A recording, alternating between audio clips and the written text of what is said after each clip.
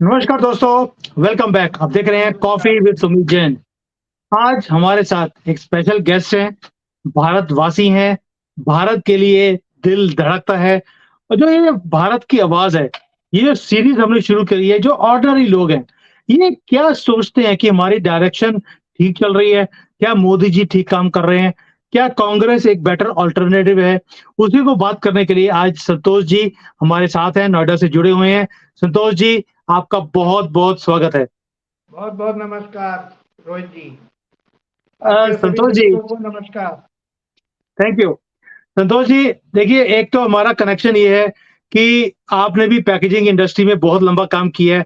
मैं भी हाँ, पैकेजिंग इंडस्ट्री से बहुत देर से जुड़ा हुआ हूँ। तो जितना आपका एक्सपीरियंस है, शायद उतना मैंने भी काम किया है और अभी भी मेरी सबसे बड़ी जो कंपनी है यहाँ पर चाइना की, जो पैकेजिंग में काम करती है, मैं उसका कंसल्टेंट भी हूँ। तो एक तो हमारा प्रोफेशनली एक कनेक्शन बनता है। दूसरा है कि आप भी भारत के लिए दिल धड़कता है आपका, मेरा भी। तो ये जो कनेक्शन है, ये तो एक ऐसा अटूट प्यार है जो हमें जोड़ रहा है आज। हिंदुस्तानियों का प्यार है ये। हिंदुस्तानियों का प्यार है। तो आप बहुत देर से कांग्रेस के साथ भी जुड़े रहे पहले, जो मैंने सुना है कांग्रेस आपके के लिए। साथ कांग्रेस के साथ बहुत थोड़ा जुड़े रहे। जुड़े जुड़े 82 रहे से हैं 82 में। 82 में। तो आपने कभी भी ये सोचा था कि जैसे 2014 में मोदी जी आए, आपको भी मालूम है कि हमारी जो इकोनॉमी थी तब एक फ्रेजाइल 5 थी, भई हम कभी भी डूब सकते थे। और आज हम बात करते हैं कि हम टॉप 5 में हैं, टॉप 3 में जाने की बात करते हैं। मोदी जी बोलते हैं कि 5 ट्रिलियन की इकोनॉमी हमने अगले जो 5 साल है, उससे पहले-पहले हमने पूरी कर लेनी है और हम टॉप 3 में आ जाएँगे। आपने कभी जब कांग्रेस के साथ एसोसिएशन था आपका या 2014 में, आपने कभी सोचा था कि हम इतना लंबी छलांग कभी मार सकते हैं? कांग्रेस में तो नहीं सोचा था।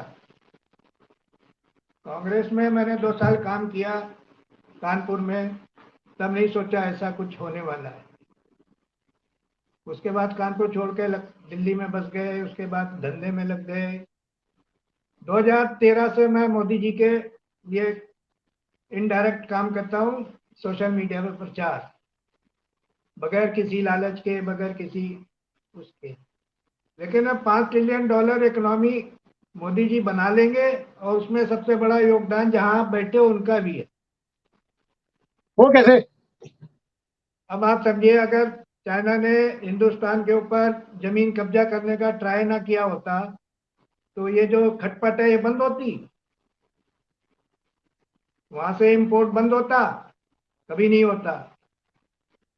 जब जो मोबाइल फैक्ट्रियां यहाँ ला के माल बेच रही थी वो बंद होती, यहाँ फैक्ट्रियां चालू होती? नहीं होती।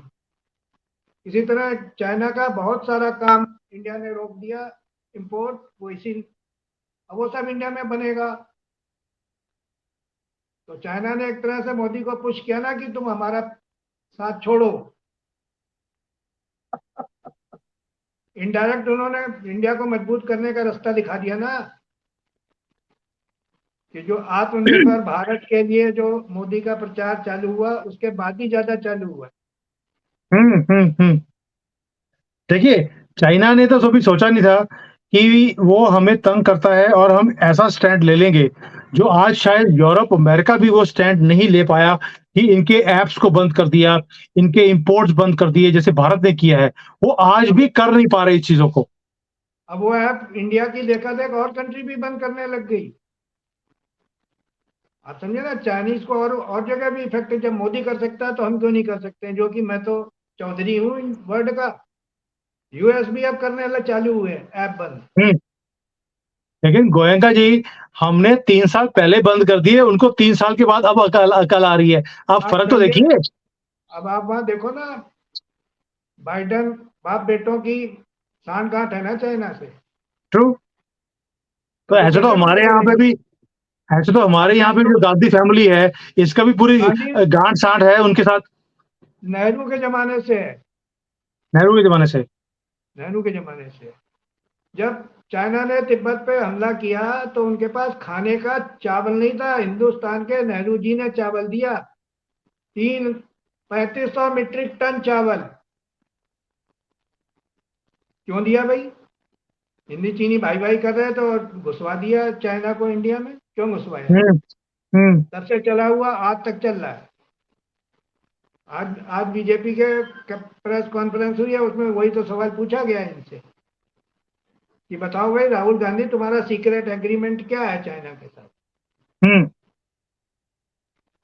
क्यों नहीं तुमने बॉर्डर पे चाइना के उस समय इंफ्रास्ट्रक्चर खड़ा करने दिया? तो इनके जवाब नहीं देंगे वो। ये कहेंगे मोदी ने जमीन हिंदुस्तान की चाइना को दे दी। लेकिन संतोष जी, जो जमीन है वो तो हमें भी मालूम है कि जो बड़े इनके जो है ना पूर्वज थे नेहरू जी, उन्होंने 48,000 किलोमीटर चाइना को दान दे दी थी कि क्या फर्क पड़ता है, थोड़ी सी नहीं जमीन ले नहीं, भी गया चाइना। आप जानिए दान दी तो दी, यहाँ कह रहे हैं वहां तो घास भी नहीं उगती, वो जमीन का क्या करेंगे, ले गया ले जाने दो।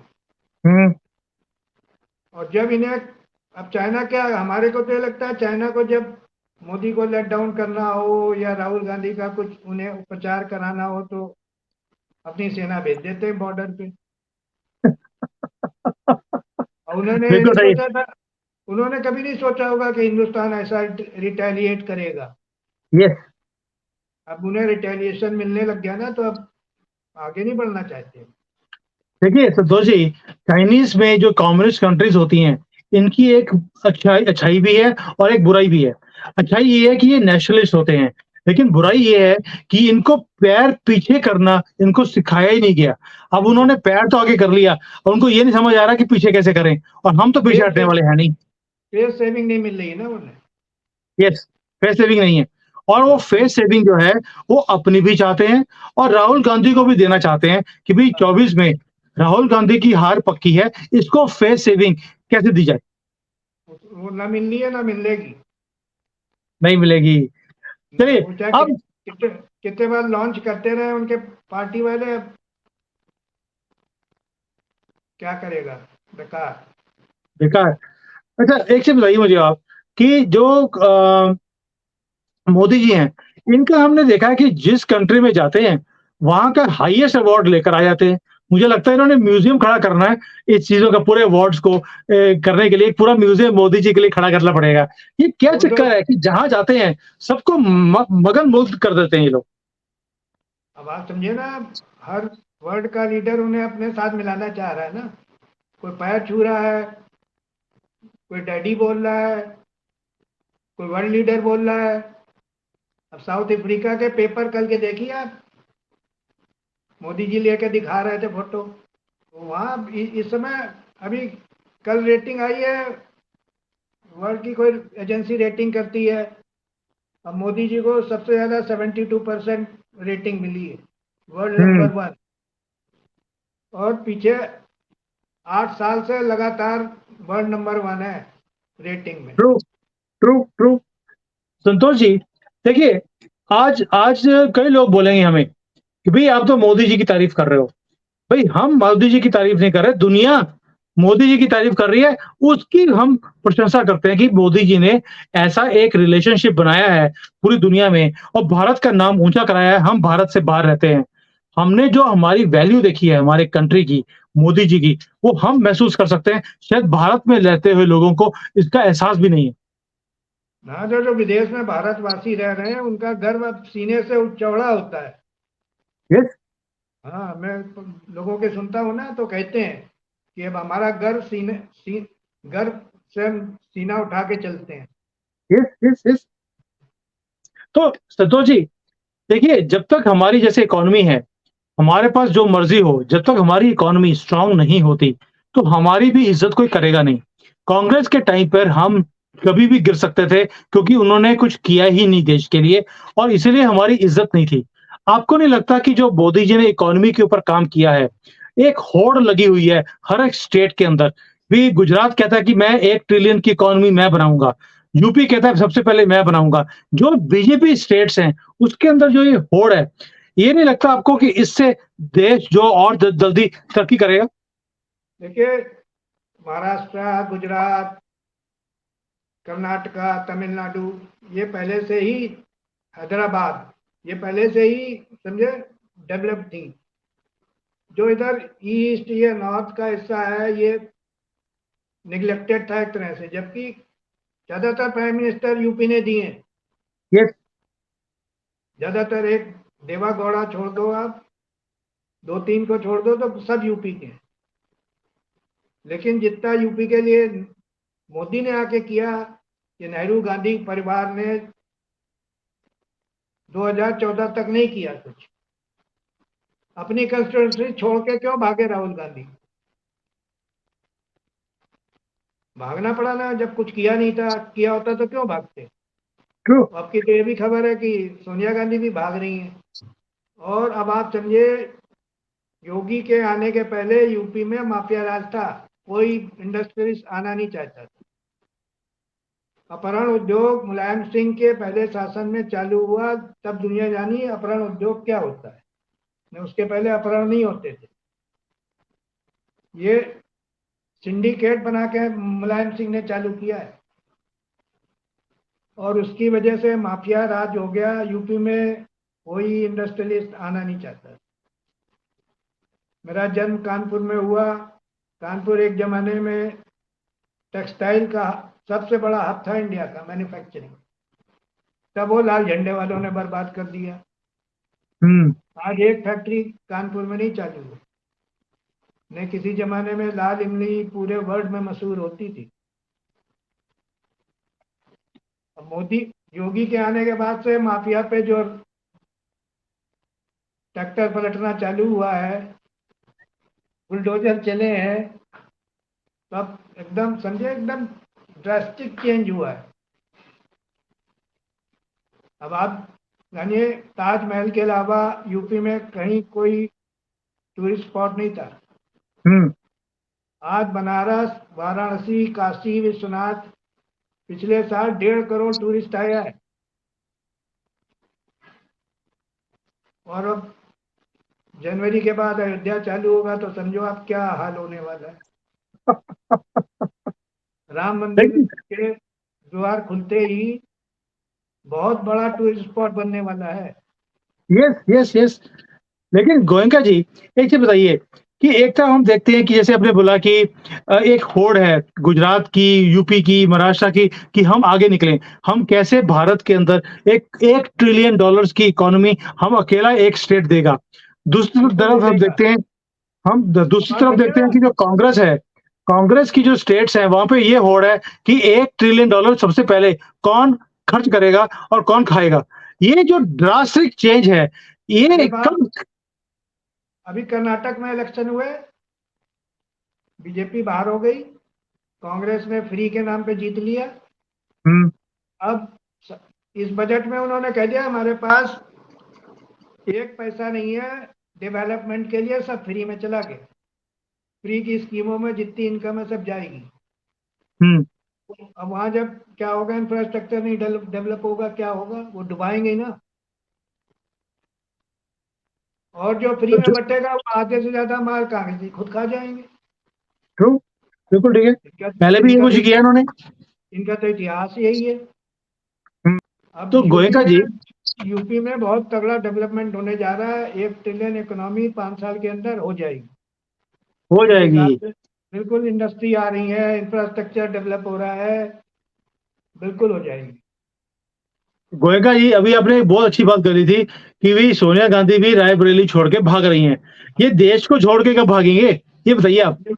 ये देश को नहीं छोड़ेंगे जब तक जनता इन्हें जूते मार के नहीं भगाएगी।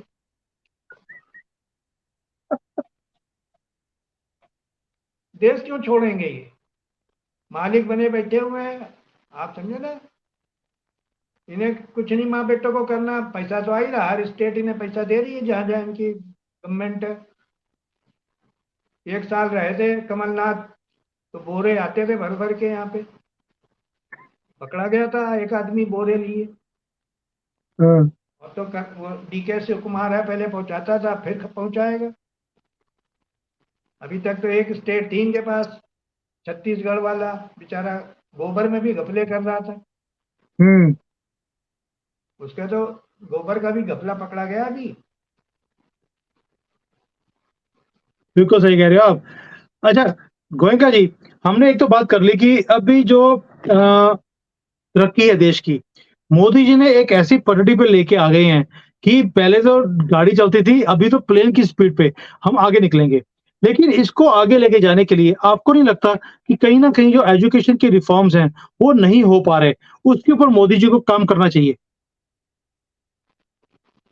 देखिए, एजुकेशन यहाँ पे स्टेट सब्जेक्ट माना जाता है। हुँ, सबसे बड़ा प्रॉब्लम ये है। अभी इन्होंने चालू किए नीट एग्जाम मेडिकल की एंट्री के लिए।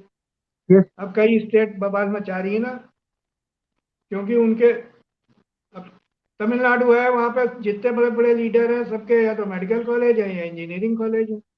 हुँ, इंजीनियरिंग कॉलेज इस बार ठप हो गए, बहुतों का वहाँ स्टूडेंट ही नहीं मिले, कमाई बंद।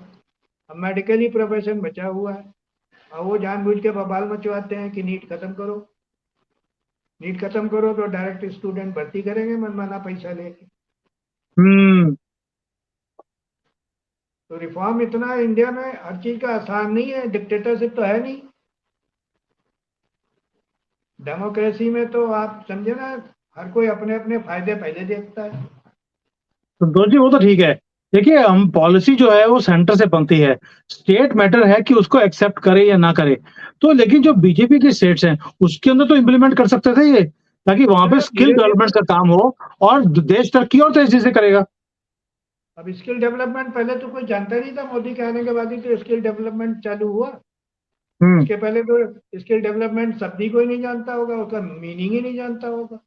हुँ, हुँ। आईटीआई खोल के रख दिया गया थे सिर्फ अपने लोगों को पैसा कमवा के देने के लिए। रियल सेंस में तो अब चालू हुआ है।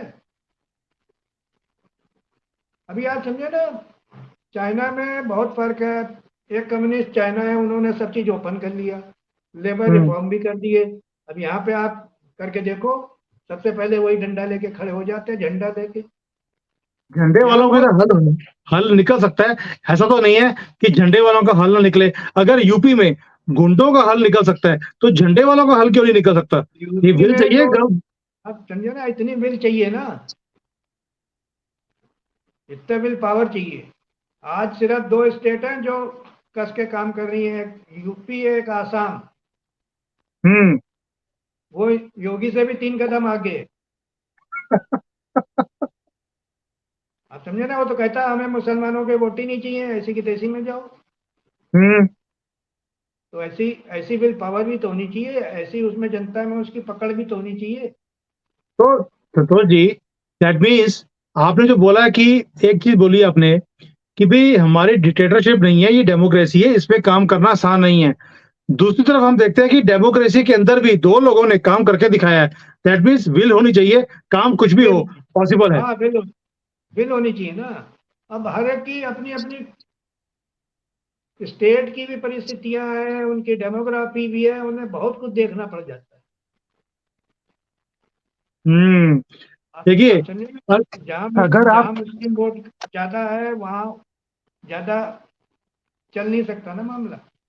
संतोष जी, यूपी में मुसलमान की वोट कोई कम नहीं है, लेकिन वहाँ पे भी हमने चेंज देखी है। तो मैं आपकी बात से एक चीज़ तो समझ आती है मुझे कि पॉलिटिकल विल चाहिए, काम कोई भी हो, वो पॉसिबल है। अगर सब यूपी सब चेंज हो सकता है, तो हाँ, अब बिल्कुल दुनिया का पॉसिबिलिटी है कोई भी उसकी। जगह चेंज हो सकती है। बिल्कुल हो सकती है। अब तो आप समझे ना, मुसलमान भी योगी के फेवर में धीरे धीरे आ रहे हैं, उन्हें भी तो शांति चाहिए। तो आप समझे ना, जो सच्चा मुसलमान है, जो हिंदुस्तान के फेवर में है, वो थोड़ी चाहता कि बवाल होए, बंद होए।